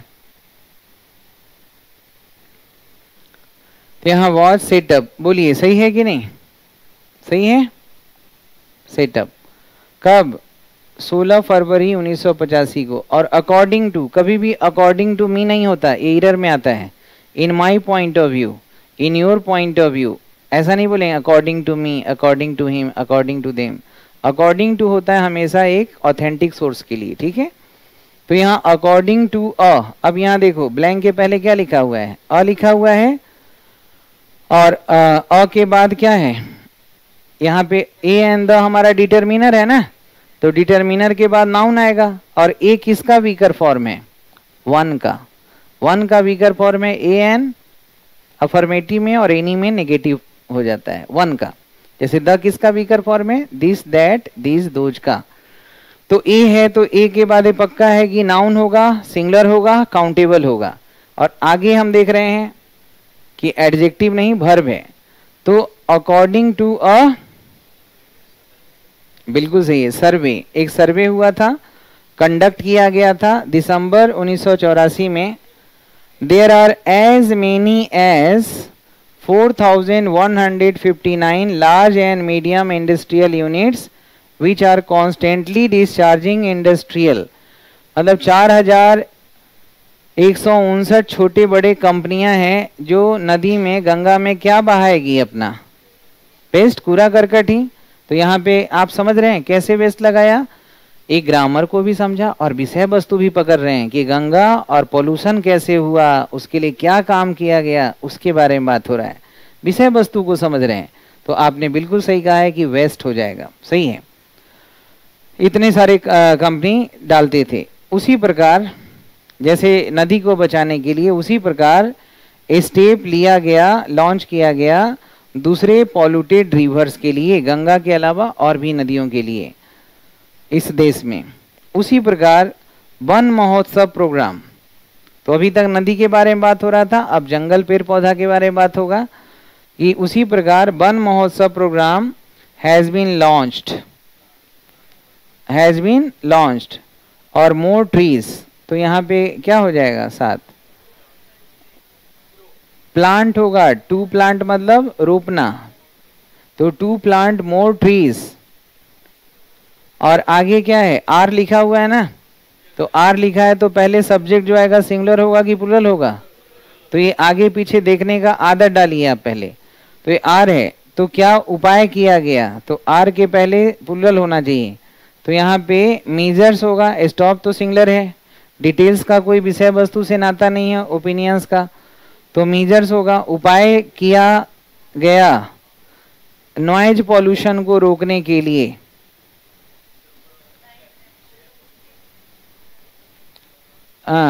टू क्या हो जाएगा, ऊपर में क्या लिखा हुआ था, चेक लिखा था ना, तो यहाँ भी चेक है। अब यहाँ पे चेक, ये वाला चेक हो गया जो पैसा काट के देते हैं किसी को, और ये चेक हो गया रोकना, तो वही वर्ड यूज करना है जो यहाँ यूज हो चुका है एक बार, तो चेक हो जाएगा। एयर पोल्यूशन के लिए भी साइंटिस्ट कुछ भी नहीं कर सकता। अब यहाँ देखो कैन और नॉट, अगर इसमें गैप हो जाता ना तो यही एरर में आ जाता। इतना ऑब्जर्व करना है, शैल नॉट, विल नॉट अलग अलग होगा, लेकिन कैन नॉट एक साथ, ये सब चीजों को देखना है। Can not do anything to check noise pollution, सिर्फ वो क्या कर सकता है, आग्रह कर सकता है लोगों से कि इसके साथ लड़िए। अब यहाँ एंड के बाद नेल है, तो आपने फ्रेज पढ़ा है, tooth and nail, tooth and nail पढ़ा है ना, तो अब यहाँ कहीं फ्रेज दे देगा, कहीं कुछ दे देगा, लेकिन आपको विषय वस्तु को समझ के चलना है। विषय वस्तु अगर पकड़ लिए तो चीजें आपके लिए बिल्कुल हो जाएगा आसान। तो एक बनाएंगे, दो बनाएंगे, तीन बनाएंगे, 10 दिन बनाएंगे, कुछ दिन कष्ट होगा, लेकिन फिर जब आएगा तो बड़ा मजा आएगा, इतना खुशी होगा जैसे सिकंदर महान को खुशी हुआ था ना, वैसे होगा आपके लिए। यही तो है सबसे बड़ा हर्डल, यही है थ्रेशोल्ड। तो इसी को क्यों ना किया जाए रोज। तो अभी हमारी कुछ मजबूरी है, इसलिए हम आपको अभी ग्रामर को थोड़ा फोकस करेंगे 3-4 दिन, पहले अंग्रेजी को मैं समझा दूं, लेकिन आप अपना काम मत छोड़िएगा, क्योंकि आप जो कर रहे हैं अपने लिए कर रहे हैं, जिंदगी मिलेगी ना दोबारा। माँ बाप सबके लिए कर रहे हैं, लेकिन सबसे पहले खुद के लिए कर रहे हैं। खुद अगर सुरक्षित हैं तभी आपके परिवार, समाज, देश सब सुरक्षित है। तो आप रोज न्यूज़पेपर पढ़ेंगे, ये कसम दिलाऊं, पढ़ेंगे, रोज लेना है। कौन सा, द हिंदूज। आप क्या पढ़ना है अभी, खाली हेडलाइंस, सिर्फ हेडलाइंस अभी पढ़िए 2-4-5 दिन, और मैं आपको बताऊंगा। अब रोज लाएंगे तो अपने आप पूछ लीजिएगा कि सर आज बताइए आज का हेडलाइंस थोड़ा समझ में नहीं आ रहा है, सही है कि नहीं। चलिए, सी यू टुमारो, थैंक यू।